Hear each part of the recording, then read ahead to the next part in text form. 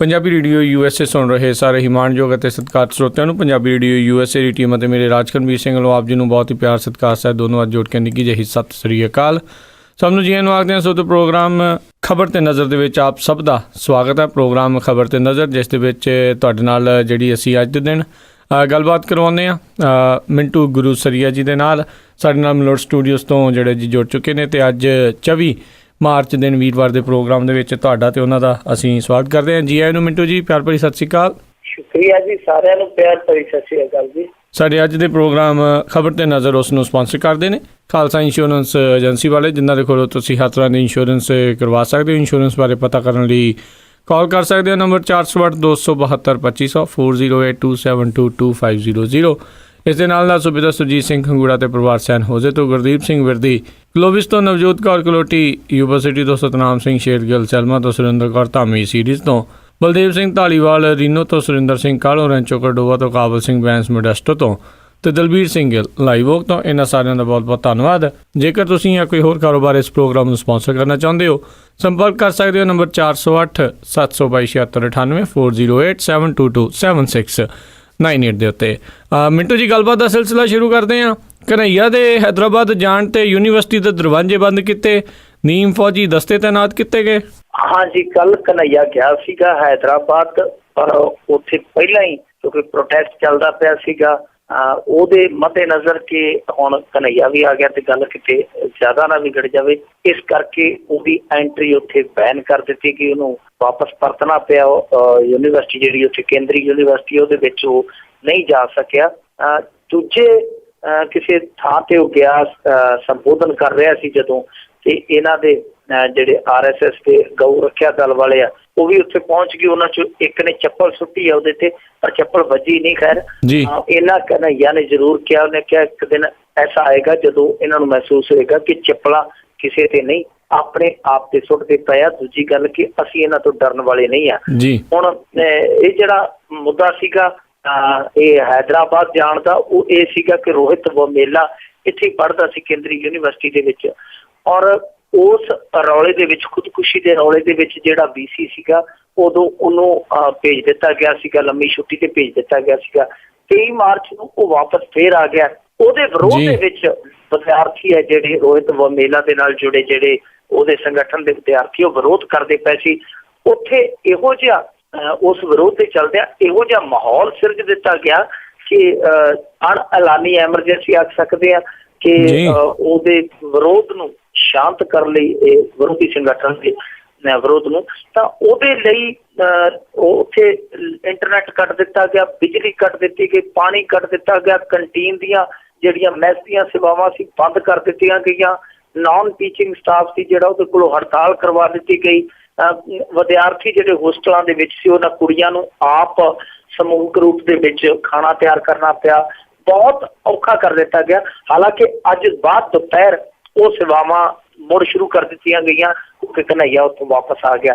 ਇਹ ਸਭ ਕੁਛ ਹੋ ਰਿਹਾ ਜੀ ਯੂਨੀਵਰਸਿਟੀਆਂ ਦੇ ਵਿੱਚ ਕਿ ਇੱਕ ਜਿਹੜਾ ਸੰਗਠਨ ਹੈ, ਖਾਸ ਤੌਰ ਤੇ RSS ਦੇ ਨਾਲ ਜੁੜਿਆ ਵਿਦਿਆਰਥੀ ਸੰਗਠਨ, ਉਹਦੇ ਵਿਰੋਧ ਦੇ ਵਿੱਚ ਜਿਹੜਾ ਯੂਨੀਵਰਸਿਟੀਆਂ ਦੇ ਵਿੱਚ ਖੜਾ ਸੰਗਠਨ, ਚਾਹੇ ਉਹ ਹੋਵੇ ਅੰਬੇਦਕਰ ਵਿਚਾਰਧਾਰਾ ਵਾਲੇ ਹੋਣ ਜਾਂ ਇਹ ਕਾਮਰੇਡ ਵਿਚਾਰਧਾਰਾ ਵਾਲੇ ਹੋਣ, ਉਹਨਾਂ ਵਿਦਿਆਰਥੀ ਸੰਗਠਨਾਂ ਨੂੰ ਬਹੁਤ ਕਰੂਰ ਤਰੀਕੇ ਦੇ ਨਾਲ ਉਹਨਾਂ ਦੇ ਵਿਰੋਧ ਨੂੰ, ਉਹਨਾਂ ਦੇ ਹੱਕਾਂ ਨੂੰ ਕੁਚਲਿਆ ਜਾ ਰਿਹਾ।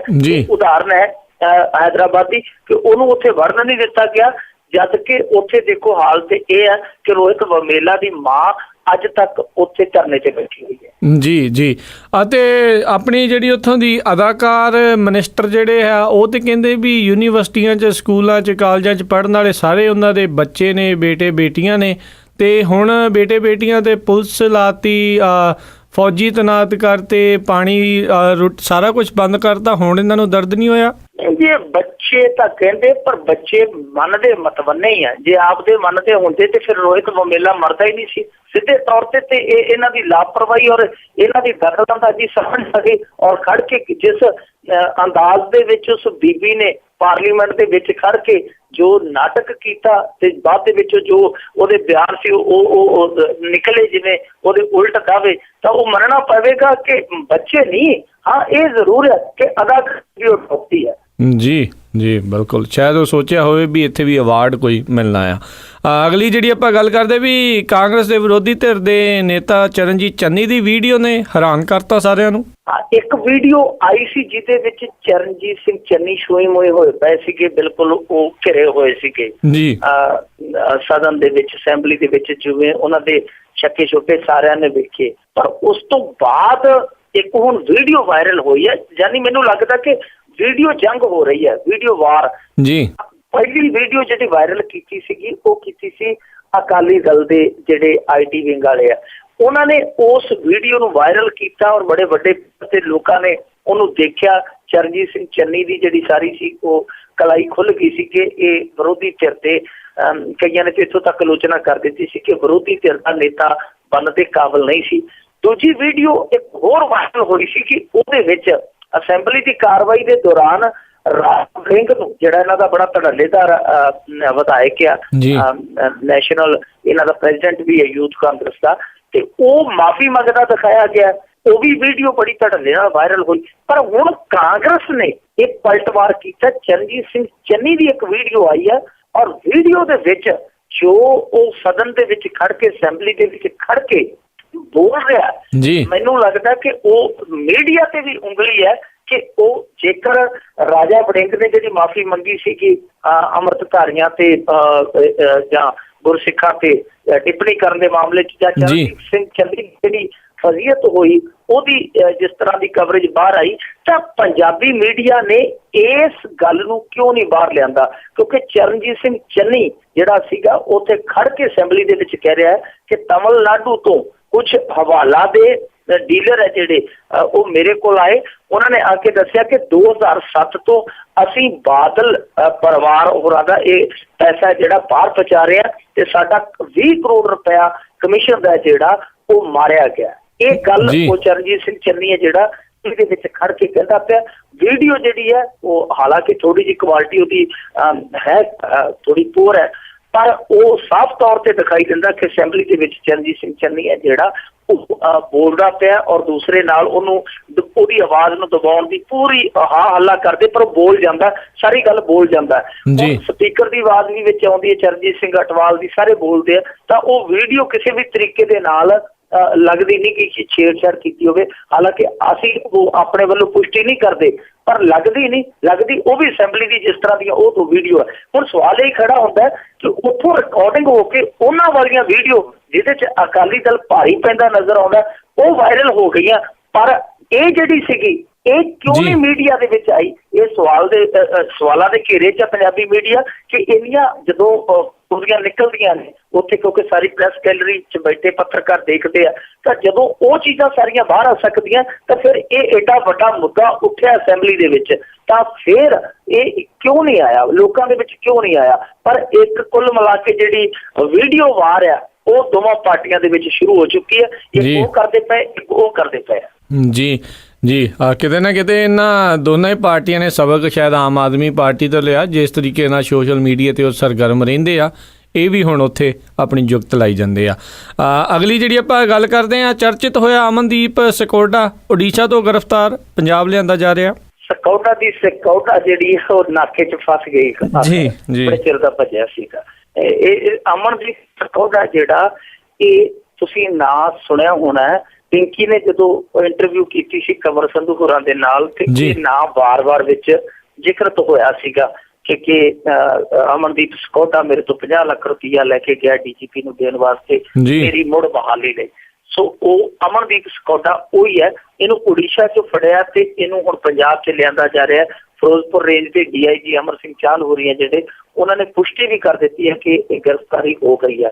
ਅਮਨਦੀਪ ਸਕੌਡਾ ਕੱਲਾ ਪਿੰਕੀ ਦਾ ਜਿਹੜਾ ਮਾਮਲਾ ਹੈ ਉਹ ਇਹ ਅਮਰ ਸਕੌਡਾ ਦੇ ਨਾਲ ਜੁੜਿਆ ਹੋਇਆ ਇਕਲੌਤਾ ਮਾਮਲਾ ਨਹੀਂ ਹੈ। ਅਸਲ ਦੇ ਵਿੱਚ ਕੀ ਸੀ, ਅਮਨਦੀਪ ਸਕੌਡਾ ਵਾਫਰ ਨੌਜਵਾਨ ਸੀ, ਕਿਸੇ ਸਮੇਂ ਜਿਵੇਂ ਸੜਕਾਂ ਤੇ ਵਾਫਰ ਤੁਰੇ ਫਿਰਦੇ ਆ, ਇਸ ਕੈਟਾਗਰੀ ਦਾ ਨੌਜਵਾਨ ਸੀ। ਹੌਲੀ ਹੌਲੀ ਇਹਦੇ ਪੋਲੀਟੀਕਲ ਬੰਦਿਆਂ ਦੇ ਨਾਲ ਥੋੜੇ ਲਿੰਕ ਬਣੇ, ਮੁੜ ਕੇ ਇਹਦੇ ਪੁਲਿਸ ਮਹਿਕਮੇ 'ਚ ਇੱਕ ਬਹੁਤ ਵੱਡੀ ਧਾਕ ਜਮਾ ਲਈ। ਯਾਨੀ ਇਹ ਕਰਾਉਂਦਾ ਸੀ ਬਦਲੀਆਂ, ਇਹ ਤਬਾਦਲੇ ਕਰਵਾਉਂਦਾ ਸੀ ਔਰ ਐਸਾ ਨੈਟਵਰਕ ਇਹਨੇ ਸਿਰਜ ਲਿਆ ਸੀ ਪੁਲਿਸ ਮਹਿਕਮੇ ਦੇ ਵਿੱਚ ਕਿ ਵੱਡੇ ਵੱਡੇ ਅਫਸਰ ਜਿਹੜੇ ਵੱਡੇ ਪਦਾਂ ਤੇ ਬੈਠੇ ਹੁੰਦੇ ਸੀ, ਉਹ ਇਹਦੇ ਕੋਲ ਆ ਕੇ ਮਤਲਬ ਕਿ ਹੱਥ ਜੋੜ ਕੇ ਖੜਦੇ ਹੁੰਦੇ ਸੀ ਕਿ ਇੱਥੋਂ ਬਦਲ ਕੇ ਉੱਥੇ ਲਵਾ ਦੇ। ਇਹ ਇੰਨਾ ਵੱਡਾ ਅਮਨਦੀਪ ਸਕੋਟਾ ਜਿਹੜਾ ਜੁਗਾੜ ਫਿੱਟ ਕਰ ਗਿਆ ਸੀ ਪੁਲਿਸ ਢਾਂਚੇ ਦੇ ਵਿੱਚ। ਬਹੁਤ ਵੱਡੇ ਅਧਿਕਾਰੀਆਂ ਤੋਂ ਇਹਨੇ ਪੈਸੇ ਖਾਦੇ, ਜਿਹੜੇ ਲੋਕਾਂ ਤੋਂ ਖਾਂਦੇ ਸੀ ਉਹਨਾਂ ਤੋਂ ਪੈਸੇ ਲਏ ਹੋਏ। ਤਾਂ ਇਹ ਪਿੰਕੀ ਨੇ ਜੋ ਇਹਦੇ ਤੇ ਦੋਸ਼ ਲਾਏ ਸੀਗੇ ਉਹ ਝੂਠੇ ਨਹੀਂ ਜਾਪਦੇ, ਕਿਉਂਕਿ ਪਹਿਲੀ ਨਜ਼ਰੇ ਜੇ ਝੂਠੇ ਹੁੰਦੇ ਤੇ ਅਮਨਦੀਪ ਸਕੋਟਾ ਦੀ ਜਿਹੜੀ ਗ੍ਰਿਫਤਾਰੀ ਹੋਣੀ ਨਹੀਂ ਸੀ, ਕਿਉਂਕਿ ਪੰਜਾਬ ਪੁਲਿਸ ਦੇ ਵਿੱਚ ਉਹਦੇ ਬਹੁਤ ਵੱਡੇ ਸੈੱਲ ਸੀਗੇ। ਦੂਜੀ ਗੱਲ, ਇਹ ਅਮਨਦੀਪ ਸਕੋਟਾ ਅੱਜ ਤੋਂ ਪੌਣੇ 2 ਸਾਲ ਪਹਿਲਾਂ ਜਾਂ ਉਦੋਂ ਕੁਝ ਸਮਾਂ ਜ਼ਿਆਦਾ ਵੀ ਹੋ ਸਕਦਾ, ਪੁਲਿਸ ਦੇ ਹਵਾਲੇ ਇੱਕ ਵਾਰੀ ਆ ਗਿਆ ਸੀਗਾ, ਪੁਲਿਸ ਦੇ ਟੇਟੇ ਚੜ ਗਿਆ ਸੀ। SSP ਸੀਗਾ ਮੁੰਡਾ ਜਿਹਾ, ਉਹਨੇ ਬਹੁਤ ਇਹਦੀ ਤਸੱਲੀ ਕਰਵਾਈ ਸੀ। ਪਰ ਫਿਰ ਕੇਸ ਦਰਜ ਹੋਣ ਤੋਂ ਬਾਅਦ, ਜਿਵੇਂ ਪਿੰਕੀ ਨੇ ਕਿਹਾ ਸੀ, ਉਹ ਗੱਲ ਸੱਚੀ ਹੈ ਪਿੰਕੀ ਦੀ, ਕਿ ਕੇਸ ਦਰਜ ਹੋਣ ਤੋਂ ਬਾਅਦ ਵੀ ਇਹਦਾ ਕੁਛ ਨਹੀਂ ਹੋਇਆ। ਥੋੜੇ ਦਿਨਾਂ ਬਾਅਦ ਬਾਹਰ ਆ ਗਿਆ ਤੇ ਉਹੀ ਕੰਮ ਇਹਦਾ ਚੱਲਦਾ ਰਿਹਾ।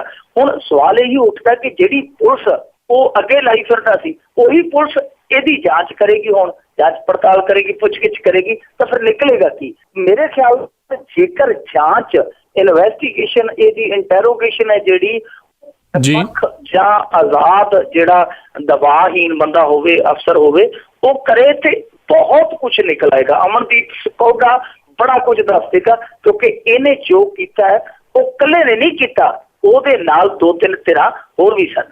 ਜੀ ਬਿਲਕੁਲ। ਤੇ ਅਗਲੀ ਆਪਾਂ ਜੇ ਗੱਲ ਕਰਦੇ ਹਾਂ ਵੀ ਸ਼੍ਰੋਮਣੀ ਕਮੇਟੀ ਵੱਲੋਂ ਭਾਈ ਬਲਦੇਵ ਸਿੰਘ ਵਡਾਲਾ ਨੂੰ ਮੁਅੱਤਲ ਕੀਤਾ ਗਿਆ, ਅਵਤਾਰ ਮੱਕੜ ਨੇ ਲਾਏ ਕਈ ਤਰ੍ਹਾਂ ਦੇ ਦੋਸ਼। ਭਾਈ ਬਲਦੇਵ ਸਿੰਘ ਵਡਾਲਾ ਹੋਰਾਂ ਦਾ ਜਿਹੜਾ ਇਹ ਹੋਣਾ ਸੀਗਾ, ਉਹਨਾਂ ਦਾ ਜਿਹੜਾ ਸਾਰਾ ਕੁਛ ਇਹ ਸਾਫ਼ ਹੋ ਗਿਆ ਸੀਗਾ। ਇਹ ਉਦੋਂ ਹੀ ਤੈਅ ਹੋ ਗਿਆ ਸੀਗਾ ਜਦੋਂ ਮੁੱਖ ਸਕੱਤਰ ਦਾ ਉਹਨਾਂ ਨੇ ਵਿਰੋਧ ਕੀਤਾ। ਵਿਰੋਧ ਦੇ ਵਿੱਚ ਉਹਨਾਂ ਨੇ ਸਦਭਾਵਨਾ ਦਲ ਦਾ ਗਠਨ ਕਰ ਲਿਆ, ਬੜੇ ਵੱਡੇ ਪੱਧਰ ਤੇ ਉਹਨਾਂ ਨੇ ਵਿਰੋਧ ਕੀਤਾ ਔਰ ਉਸ ਨਿਯੁਕਤੀ ਨੂੰ ਉਹ ਹਾਈ ਕੋਰਟ ਤੱਕ ਲੈ ਗਏ। ਹੁਣ ਇੱਥੋਂ ਤੱਕ ਹੈ ਕਿ ਤਲਵਾਰ ਲਟਕੀ ਪਈ ਹੈ ਮੁੱਖ ਸਕੱਤਰ ਦੀ ਕੁਰਸੀ ਤੇ, ਕਿ ਹਾਈ ਕੋਰਟ ਦੇ ਵਿੱਚੋਂ ਜੇਕਰ ਫੈਸਲਾ ਉਲਟ ਆ ਗਿਆ ਨਿਯੁਕਤੀ ਤੇ, ਇਹਨਾਂ ਨੂੰ ਲੈਣੇ ਦੇ ਦੇਣੇ ਪੈ ਜਾਣਗੇ, ਕਿਉਂਕਿ ਉਦੋਂ ਤੱਕ ਉਹ ਬਹੁਤ ਮੋਟੀ ਤਨਖਾਹ ਜਿਹੜੀ ਖਜ਼ਾਨੇ ਚੋਂ ਲੈ ਚੁੱਕਾ ਹੋਏਗਾ। ਇਹ ਕੇਸ ਲੈ ਕੇ ਗਏ ਸੀਗੇ ਭਾਈ ਬਲਦੇਵ ਸਿੰਘ ਵਡਾਲਾ ਤੇ ਉਹਦੇ ਸਾਥੀ। ਤੇ ਦੂਜੇ ਨੰਬਰ ਤੇ ਇਹਦੀ ਉਸੇ ਵੇਲੇ ਬਦਲੀ ਹੈ ਜਿਹੜੀ ਕਰ ਦਿੱਤੀ ਗਈ ਸੀ ਜੀਂਦ ਮੈਨੂੰ ਲੱਗਦਾ ਬਹੁਤ ਘੱਟ ਗਏ। ਇਹਨਾਂ ਨੂੰ ਵੀ ਪਤਾ ਲੱਗ ਗਿਆ ਸੀਗਾ ਕਿ ਹੁਣ ਮੇਰੀਆਂ ਸੇਵਾਵਾਂ ਜਿਹੜੀਆਂ ਉਹ ਇੱਥੇ ਬਹੁਤਾ ਚਿਰ ਨਹੀਂ ਚੱਲਣੀਆਂ। ਇਹਨਾਂ ਨੇ ਮੁੜਨ ਦੀ ਥਾਂ ਤੇ, ਕਮੇਟੀ ਵੱਲ ਨੂੰ ਮੁੜਨ ਦੀ ਥਾਂ ਤੇ ਜੋ ਵਿੱਢਿਆ ਸੀ ਮਿਸ਼ਨ, ਉਹਨੂੰ ਇੱਕ ਸੰਗਠਨ ਦਾ ਰੂਪ ਦੇ ਦਿੱਤਾ। ਔਰ ਸੰਗਠਨ ਦਾ ਰੂਪ ਦਿੰਦਿਆਂ ਹੋਇਆਂ ਇਹਨਾਂ ਨੇ ਇੱਕ ਅਖਬਾਰ ਵੀ ਸ਼ੁਰੂ ਕੀਤਾ ਹੋਇਆ ਸੀਗਾ, ਪੰਥਕ ਅਖਬਾਰ। ਸ਼ਾਇਦ ਇਹਨਾਂ ਨੇ ਪਹਿਲਾਂ ਹੀ ਸੋਚ ਰੱਖਿਆ ਸੀ, ਗਰਾਊਂਡ ਤਿਆਰ ਕਰ ਲਿਆ ਸੀ ਇਹਨਾਂ ਨੇ, ਤਾਂ ਇਹਨਾਂ ਨੇ ਇੱਕ ਪੰਥਕ ਅਖਬਾਰ ਵੀ ਸ਼ੁਰੂ ਕਰ ਦਿੱਤਾ ਇਹਨਾਂ ਦੇ ਸਾਥੀਆਂ ਨੇ ਰਲ ਕੇ। ਔਰ ਉਸ ਤੋਂ ਬਾਅਦ ਇਹਨਾਂ ਨੇ ਪੰਜਾਬ ਦੇ ਵਿੱਚ ਤੁਰ ਫਿਰ ਕੇ ਨੈਟਵਰਕ ਵੀ ਬਣਾਇਆ। ਹੁਣ ਆ ਜਿਹੜਾ ਹੋਲਾ ਮਹੱਲਾ ਹੋਇਆ ਸ਼੍ਰੀ ਅਨੰਦਪੁਰ ਸਾਹਿਬ, ਉੱਥੇ ਇਹਨਾਂ ਨੇ ਬਕਾਇਦਾ ਪ੍ਰੈਸ ਕਾਨਫਰੰਸ ਕੀਤੀ ਹੈ, ਕਾਫੀ ਵਿਸ਼ਾਲ ਕਾਨਫਰੰਸ ਕੀਤੀ ਹੈ। ਉਹਦੇ 'ਚ ਐਲਾਨ ਕਰ ਦਿੱਤਾ ਗਿਆ ਕਿ ਜਿਹੜੇ ਨਰੈਣੂ ਦੇ ਵਾਰਸ ਹੈ ਉਹਨਾਂ ਨੂੰ ਗੁਰਦੁਆਰਿਆਂ 'ਚੋਂ ਕੱਢੀਏ ਰਲ ਮਿਲ ਕੇ। ਹੁਣ ਇਹ ਨਰੈਣੂ ਦਾ ਵਾਰਸ ਜਿਹੜਾ ਸ਼ਬਦ ਹੈ ਕਿਹਦੇ ਲਈ ਇਸਤੇਮਾਲ ਹੋਇਆ ਸਾਰਿਆਂ ਨੂੰ ਪਤਾ ਹੈ। ਜਿਵੇਂ ਉਹ ਕਾਨਫਰੰਸ ਹੈ ਜਿਹੜੀ, ਉਹਦੇ ਵਿੱਚ ਮਤੇ ਪਕਾਏ ਗਏ। ਇਹਨਾਂ ਨੇ 5 ਮੈਂਬਰੀ ਕਮੇਟੀ ਦਾ ਗਠਨ ਕਰ ਦਿੱਤਾ, ਆਪਦੇ ਮਤੇ ਲੈ ਕੇ ਇਹਨਾਂ ਨੇ ਜਨਤਕ ਕਰ ਦਿੱਤੇ ਕਿ ਆਹ ਸਾਡਾ ਏਜੰਡਾ ਹੈ। ਲੋਕ ਵੀ, ਕੁਝ ਲੋਕ ਹੈ ਜਿਹੜੇ ਉਹ ਵੀ ਇਸ ਪਾਸੇ ਉਲਰ ਰਹੇ ਆ। ਤਾਂ ਭਾਈ ਵਡਾਲਾ ਹੋਰਾਂ ਦਾ ਜਿਹੜਾ ਇਹ ਸ਼ਕਤੀ ਪ੍ਰਦਰਸ਼ਨ ਸੀਗਾ, ਸਿਆਸੀ ਸ਼ਕਤੀ ਪ੍ਰਦਰਸ਼ਨ ਸੀਗਾ ਜਿਹੜਾ, ਉਹਨੂੰ ਵੇਖ ਕੇ ਨਾਲ ਦੀ ਨਾਲ ਹੀ ਇੱਧਰੋਂ ਫੈਸਲਾ ਆ ਗਿਆ ਕਿ ਹੁਣ ਇਹਨਾਂ ਦੀਆਂ ਜਿਹੜੀਆਂ ਸੇਵਾਵਾਂ ਆ ਉਹ ਖਤਮ ਕੀਤੀਆਂ ਜਾਂਦੀਆਂ, ਮੁਅੱਤਲ ਕੀਤਾ ਜਾਂਦਾ ਇਹਨਾਂ ਨੂੰ। ਹੁਣ ਮੱਕੜ ਸਾਹਿਬ ਨੇ ਕਿਹਾ ਕਿ ਚਾਰਜ ਸ਼ੀਟ ਹੈ ਜਿਹੜੀ ਉਹ ਇਹਨਾਂ ਨੂੰ ਭੇਜ ਦਿੱਤੀ ਜਾਵੇਗੀ। ਇੱਥੋਂ ਤੱਕ ਮੱਕੜ ਸਾਹਿਬ ਨੇ ਦੋਸ਼ ਲਾਏ ਆ ਕਿ ਇਹ ਹੁਣ ਕਮੇਟੀ 'ਚ ਨੁਕਸ ਕੱਢਦੇ ਆ, ਕਿਸੇ ਸਮੇਂ ਇਹ ਮੋਟੀ ਭੇਟਾਂ ਲੈ ਕੇ ਸੇਵਾ ਕਰਦੇ ਰਹੇ ਆ। ਦੇਖੋ, ਜਿਹੜਾ ਵੀ ਬੰਦਾ ਵਿਰੋਧ ਕਰਦਾ ਉਹ ਪੰਥ ਵਿਰੋਧੀ ਹੋ ਜਾਂਦਾ ਹੈ, ਜਿਹੜਾ ਵੀ ਇਹਨਾਂ ਦੀਆਂ ਖਾਮੀਆਂ ਨੂੰ ਉਜਾਗਰ ਕਰਦਾ ਉਹ ਕੌਮ ਦਾ ਗਦਾਰ ਹੋ ਜਾਂਦਾ, ਕੌਮ ਦਾ ਨੁਕਸਾਨਦਾਇਕ ਬਣ ਜਾਂਦਾ।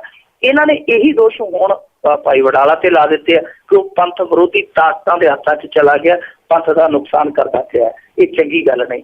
ਹੁਣ ਜਿਹੜਾ ਵਿਰੋਧ ਸੀਗਾ, ਦੇਖੋ ਉਹਦੇ ਮੁੱਖ ਸਕੱਤਰ ਦੀ ਨਿਯੁਕਤੀ ਵੇਲੇ ਸ਼ੁਰੂ ਹੋਇਆ, ਉਹ ਅੱਜ ਕਹਿੰਦੇ ਕਿ ਜੀ ਇਹ ਉਹਨਾਂ ਤਾਕਤਾਂ ਦੇ ਹੱਥਾਂ 'ਚ ਚਲੇ ਗਏ। ਚਲੋ ਜੇ ਚਲੇ ਗਏ ਤੇ ਘੱਟੋ ਘੱਟ ਭਲਿਓ ਮਾਨਸੋ ਤੁਸੀਂ ਉਹਨਾਂ ਤਾਕਤਾਂ ਦਾ ਨਾਂ ਤੇ ਦੱਸੋ, ਦੂਜੇ ਸਿੱਖ ਹੈ ਜਿਹੜੇ ਉਹ ਤੇ ਜਾਣੂ ਹੋਣ। ਔਰ ਦੂਜੀ ਗੱਲ, ਜਿਹੜੇ ਇਹ ਦੋਸ਼ ਲਾ ਰਹੇ ਆ ਕਿ ਇਹ ਸੇਵਾ ਕਰਦੇ ਸੀ, ਭੇਟਾਂ ਲੈਂਦੇ ਸੀ, ਇਹ ਹੈ ਉਹ ਹੈ ਜੋ ਹੈ, ਤੇ ਮੱਕੜ ਸਾਹਿਬ ਨੂੰ ਅਸੀਂ ਪੁੱਛਦੇ ਹਾਂ, ਤੁਸੀਂ ਇਹ ਜਿਹੜੀ ਸੇਵਾ ਕਰਦੇ ਪਏ ਹੋ, ਕੀ ਇਹ ਸੇਵਾ ਤੁਹਾਡੀ ਨਿਸ਼ਕਾਮ ਹੈ? ਤੁਸੀਂ ਕੁਝ ਨਹੀਂ ਲੈਂਦੇ, ਤੁਹਾਡੀ ਤੇ ਖਾਰ ਹੈ ਜਿਹੜੀ ਉਹ ਫੱਕੀਆਂ ਡਾਈ ਤੁਰੀ ਜਾਂਦੀ ਗੁਰੂ ਕੀ ਗੋਲਕ ਦੀਆਂ। ਜੀ ਜੀ ਜੀ, ਭੁੱਲ ਜਾਂਦੇ ਜੀ ਆਪਣੀ ਪੀੜੀ ਥੱਲੇ ਸੋਟਾ ਮਾਰਨਾ।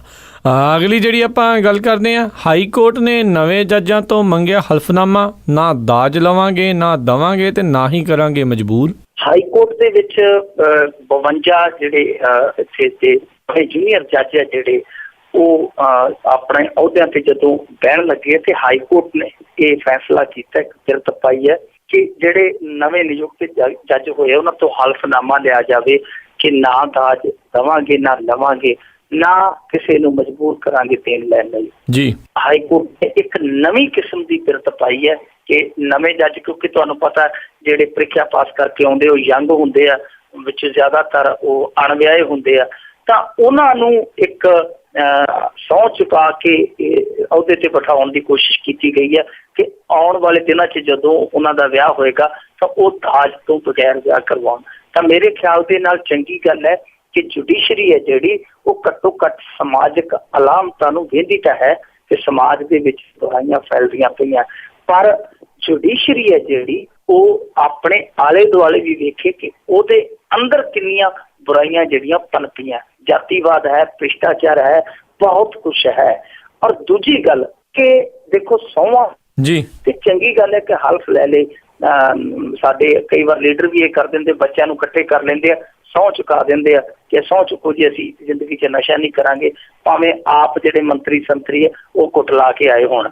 ਇਹੀ ਹਾਲ ਦੇਖੋ ਜੀ ਦਾ ਸਹੁੰ ਤੇ ਅਹੁਦਿਆਂ ਤੇ ਚੜ੍ਹਨ ਲੱਗਿਆ ਮੰਤਰੀ ਵੀ ਚੁੱਕਦੇ ਆ, ਸੰਤਰੀ ਵੀ ਚੁੱਕਦੇ ਆ, ਸਹੁੰ ਸਾਰੇ ਹੀ ਚੁੱਕਦੇ ਜਦੋਂ ਅਹੁਦਿਆਂ ਤੇ ਬਹਿੰਦੇ, ਕੋਈ ਵੀ ਸੰਵਿਧਾਨਕ ਅਹੁਦੇ ਤੇ ਬਹਿੰਦਾ ਹੈ, ਪਰ ਭਾਰਤ ਦੇ ਵਿੱਚ ਉਹਨਾਂ ਸਹੁੰਆਂ ਦੀ ਲਾਜ ਕਿੰਨੀ ਕੁ ਪਾਲੀ ਜਾਂਦੀ ਹੈ। ਸੋਚਣ ਵਾਲੀ ਗੱਲ ਤੇ ਇਹ ਹੈ ਨਾ, ਸਹੁੰਆਂ ਤੇ ਹੁਣ ਲਾਲੂ ਪ੍ਰਸਾਦ ਯਾਦਵ ਹੋਰਾਂ ਨੇ ਵੀ ਕਿਸੇ ਸਮੇਂ ਚੁੱਕੀਆਂ ਸੀ, ਪਰ ਉਹਨਾਂ ਨੇ ਆਪਣੀਆਂ ਮਾਤਾਵਾਂ ਗਾਵਾਂ ਜਿਹੜੀਆਂ ਉਹ ਵੀ ਨਹੀਂ ਛੱਡੀਆਂ, ਉਹਨਾਂ ਦਾ ਵੀ ਚਾਰਾ ਖਾ ਲਿਆ।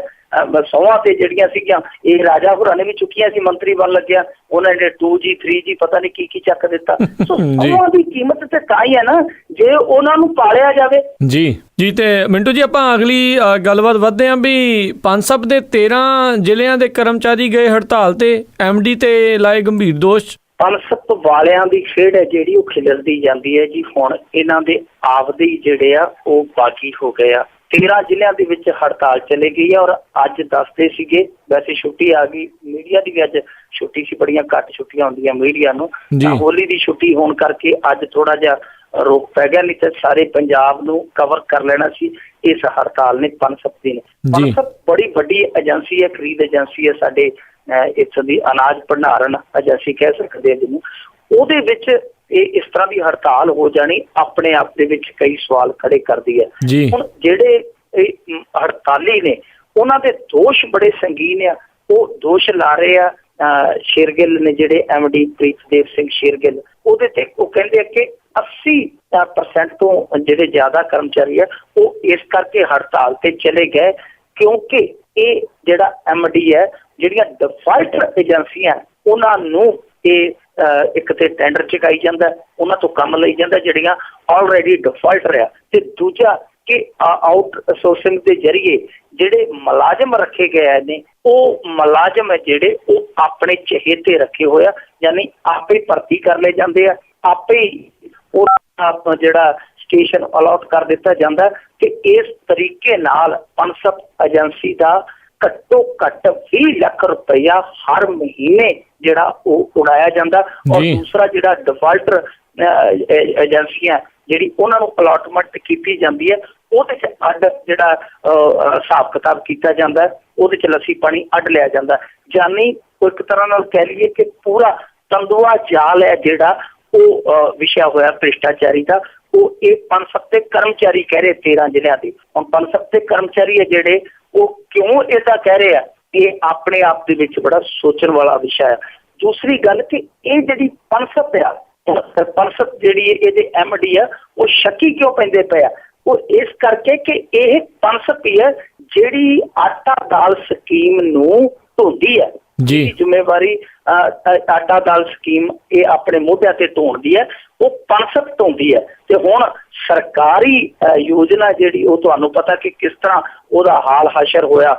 ਹੁਣ ਉਸ ਤੋਂ ਬਾਅਦ ਇਹੋ ਜਿਹੇ ਇਲਜ਼ਾਮ ਪੰਸਦ ਤੇ ਲੱਗਣੇ ਤਾਂ ਮਤਲਬ ਇਹ ਹੈ ਕਿ ਕਿਤੇ ਨਾ ਕਿਤੇ ਕਾਲਾ ਮਾਲਾ ਹੈ, ਗੜਬੜ ਝਾਲਾ ਹੈ।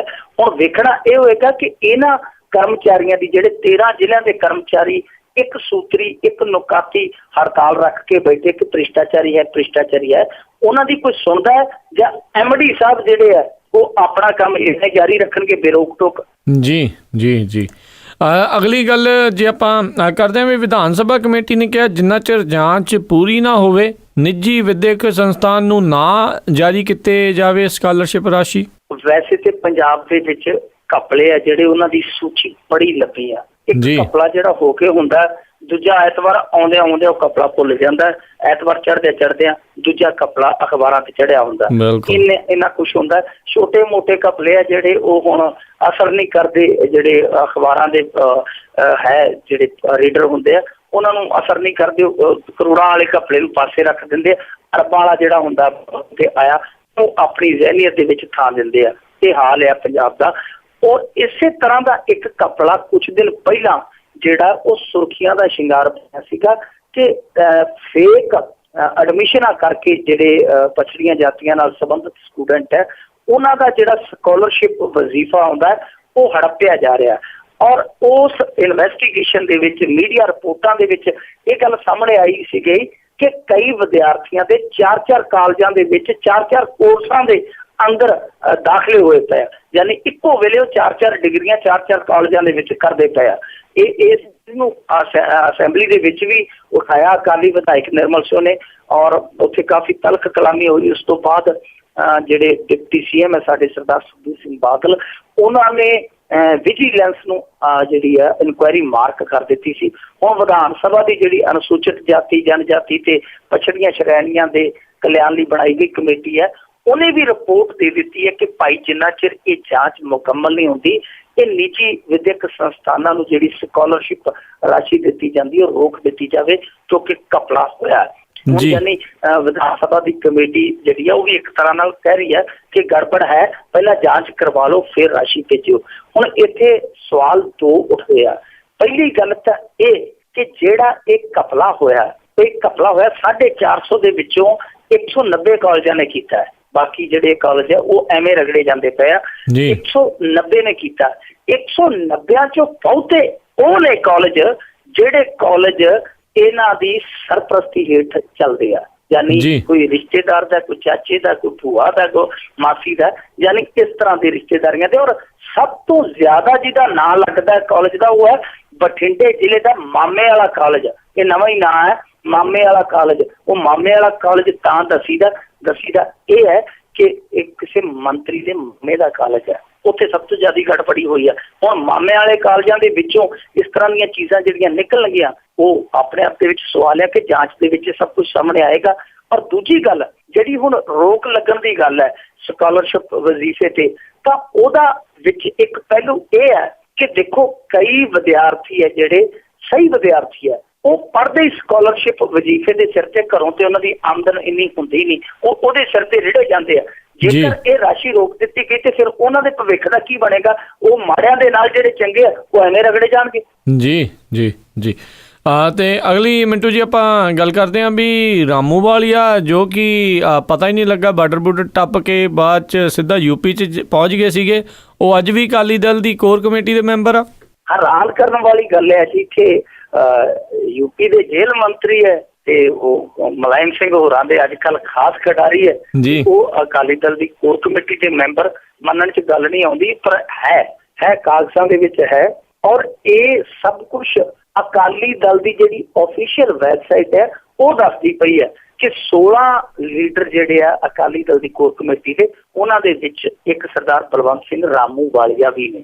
ਔਰ ਆਫੀਸ਼ੀਅਲ ਵੈਬਸਾਈਟ ਹੈ ਜਿਹੜੀ ਹੁਣ ਪਤਾ ਨਹੀਂ ਉਹ ਗੜਬੜ ਦਿਖਾ ਰਹੀ ਹੈ ਜਾਂ ਕਿਤੇ ਨਾ ਕਿਤੇ ਕੋਈ ਹੈ ਉਮੀਦ ਕਿ ਹਾਲੇ ਕਾਹਤੋਂ ਨਾ ਕੱਟਣਾ, ਫਿਰ ਜੋ ਨਾ ਕੱਟ ਕੇ ਦਾਖਲ ਕਰਦੇ ਫਿਰਾਂਗੇ, ਰਹਿਣ ਦਿਓ 4 ਦਿਨ ਉਡੀਕ ਲੈਂਦੇ ਆ।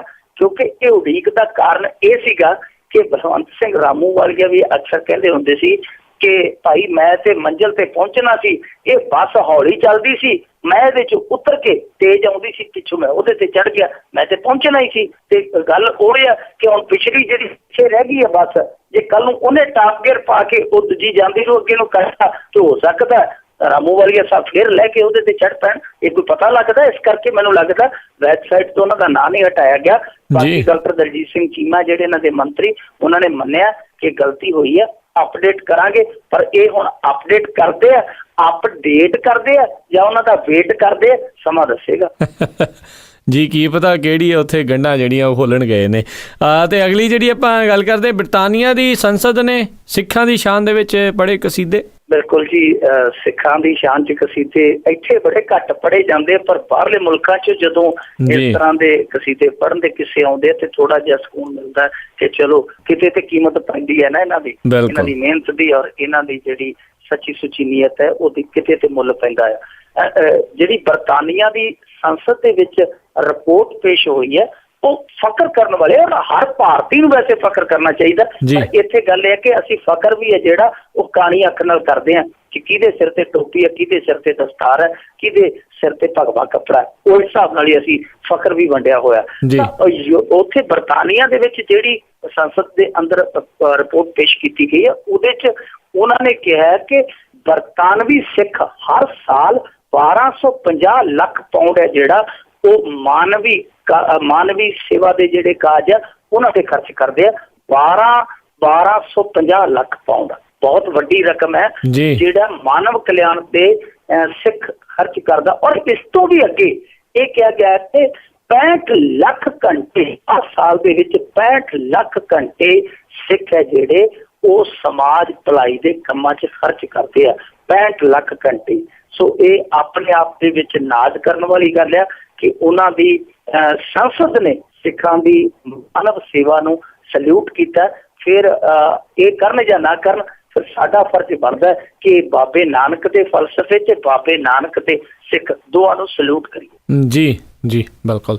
ਤੇ ਬਹੁਤ ਬਹੁਤ ਧੰਨਵਾਦ ਕਰਦੇ ਹਾਂ ਮਿੰਟੂ ਗੁਰਸਰੀਆ ਜੀ, ਤੁਸੀਂ ਸਾਡੇ ਨਾਲ ਜੁੜੇ, ਇਹਨਾਂ ਖਬਰਾਂ ਬਾਰੇ ਸਾਨੂੰ ਵਿਸਤਾਰ 'ਚ ਜਾਣਕਾਰੀ ਦਿੱਤੀ। ਅਗਲੇ ਬੁਲੇਟਿਨ ਤੱਕ ਲਈ ਤੁਹਾਡਾ ਬਹੁਤ ਬਹੁਤ ਧੰਨਵਾਦ, ਮਿਹਰਬਾਨੀ, ਸਤਿ ਸ੍ਰੀ ਅਕਾਲ। ਸ਼ੁਕਰੀਆ ਜੀ, ਸਤਿ ਸ੍ਰੀ ਅਕਾਲ। ਤੇ ਸੋ ਤੇ ਇੱਥੇ ਹੀ ਸਾਡਾ ਹੁਣ ਅੱਜ ਦਾ ਇਹ ਪ੍ਰੋਗਰਾਮ ਖਬਰ ਤੇ ਨਜ਼ਰ ਆਓ ਹੁਣ ਸਮਾਪਤ ਹੁੰਦਾ ਹੈ। ਹੁਣ ਮੈਨੂੰ ਰਾਜਕਰਨਵੀਰ ਸਿੰਘ ਨੂੰ ਵੀ ਇਜਾਜ਼ਤ ਦਿਓ। ਮੇਰੇ ਵੱਲੋਂ ਆਪ ਸਭ ਨੂੰ ਬਹੁਤ ਪਿਆਰ ਸਤਿਕਾਰ ਸਹਿਤ ਦੋਨੋਂ ਹੱਥ ਜੋੜ ਕੇ ਨਿੱਘੀ ਜਿਹੀ ਸਤਿ ਸ੍ਰੀ ਅਕਾਲ। ਜਿਉਂਦੇ ਵਸਦੇ ਰਹੋ, ਹੱਸਦੇ ਖੇਲਦੇ ਰਹੋ ਤੇ ਸੁਣਦੇ ਰਹੋ ਪੰਜਾਬੀ ਰੇਡੀਓ USA।